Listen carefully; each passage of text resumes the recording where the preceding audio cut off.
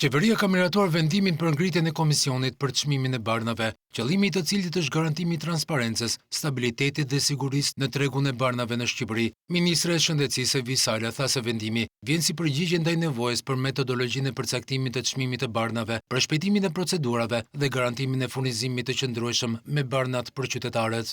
Ndryshimet e miratuara synojnë garantimin së pari të disponibilitetit të barnave në treg, duke shmangur rrezikun për mungesa, veçanërisht për barnat që janë alternativa të vetme në listën e rimbursimit apo në përdorimin spitalor.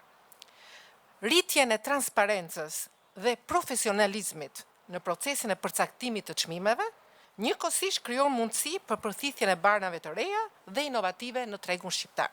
I pyetur mbi mungesën e analizave në qendrën spitalore universitare Nën Tereza, Sala tha se po mblidhen të gjitha dhënat, që më pas të reflektohet në ndërhyrje të shpejtë. Kemi mbledhur të tëra të dhënat për të parë, sepse sigurisht nuk duhet të mungojë analizat në mes të, po edhe jo vetëm në datën 20, po edhe në datën 30, që muaji ka 31 ditë.